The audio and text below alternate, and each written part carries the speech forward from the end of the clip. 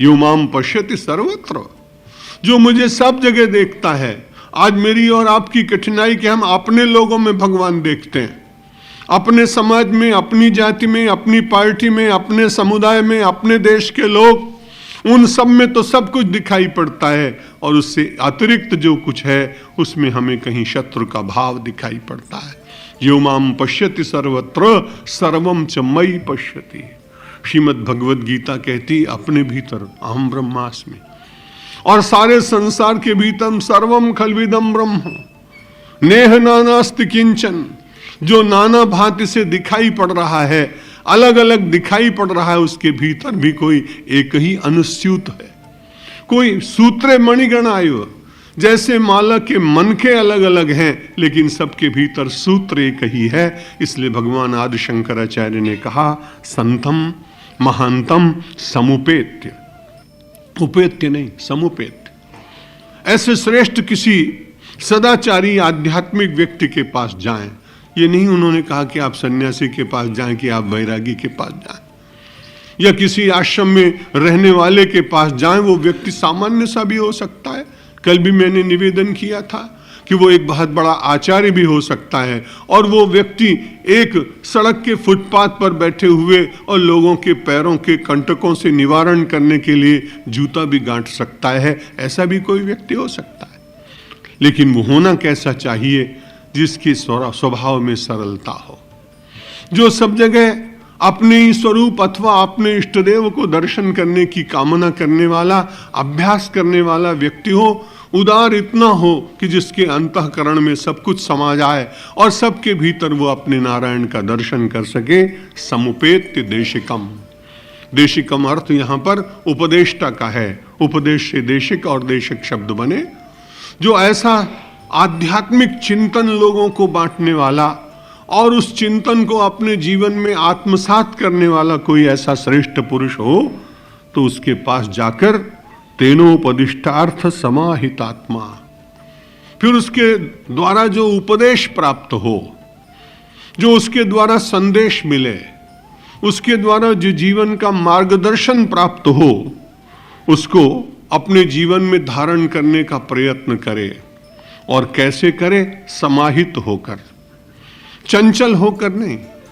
एक बार निश्चय हो जाना चाहिए कि जो मैंने किसी महापुरुष से मार्ग ग्रहण किया है वो सत्य है। बड़ी कठिनाई तो मेरी आपकी ये है कि किसी से हम मार्ग पूछते हैं, और उस मार्ग को पूछने के बाद फिर दूसरे व्यक्ति से पूछते हैं कि एक सत्पुरुष ने मुझे ये मार्ग बताया है, ये सत्य है क्या? अब दूसरे महापुरुष की साधना कुछ भिन्न होती है, इसलिए वो तत्काल कहता नहीं तुम्हारा मार्ग ये ठीक नहीं, मैं तुम्हें एक मार्ग बताऊं, तुम इस पर चलो। और वही व्यक्ति तीसरे दिन किसी तीसरे महापुरुष के पास जाता है और उसने कहा कि पहले एक महापुरुष ने ये बताया था, मैं दूसरे के पास बता गया तो उन्होंने ये बताया है। तो उन्होंने कहा दोनों ही गलत थे, मैं तुम्हें एक मार्ग बता रहा हूं, तुम इस पर चलो। और हमारी आपकी जीवन की यात्रा केवल समाधान के लिए लोगों को ही ढूंढते रह जाती है, और जब तक उस पर चलने का समय आता है तब तक हम यहाँ से चल पड़ते हैं और कुछ मिल नहीं पाता है।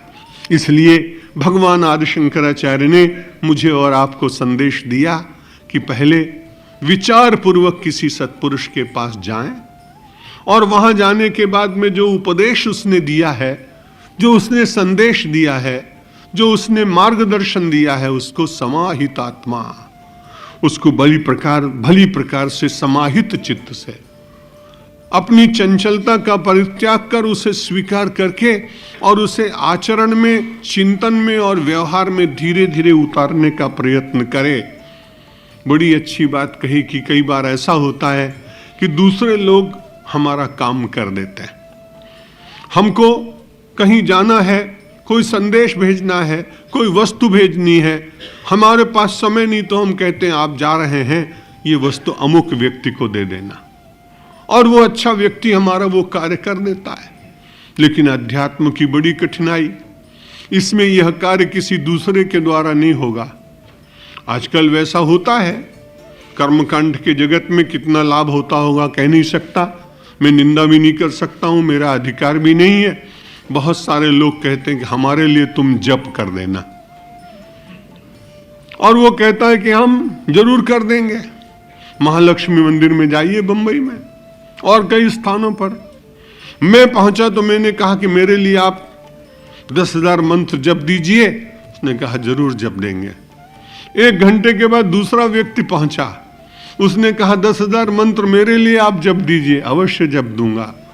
सायंकाल तक यदि 10 लोग पहुंचे तो संख्या आप देखें कि 1 लाख की हो गई, और 1 लाख मंत्र जपने में 3 महीने चाहिए। अब बताइए वो प्रयत्न कैसे करेगा। जो अनुष्ठान कहीं अपनी उपस्थिति में कराए जाते हैं वो जरूर मंगलकारी होते हैं, लेकिन ऐसे स्थानों पर जो दूसरों के द्वारा जप आदि कराए जाते हैं वे कितने लाभदायी होते होंगे मेरा अनुभव नहीं, क्योंकि मेरी कोई ऐसी कामना थी नहीं कि जिसके कारण मैं किसी पंडित को कहता कि मेरे लिए जप कर दो, इसलिए कोई जरूरत पड़ी नहीं। मेरा अनुभव नहीं, आपके अनुभव होंगे कुछ ठीक ही होंगे, मुझे उनकी आलोचना करने का अधिकार नहीं। लेकिन इस श्लोक में भगवान शंकराचार्य जो एक बात कहते हैं कि अध्यात्म का मार्ग ये दूसरे के द्वारा तय नहीं किया जाएगा। उद्धरेदात्मनात्मानम मग्नम संसार वारिधौ योगारूढ़त्वमासाद्य सम्यक दर्शन निष्ठया।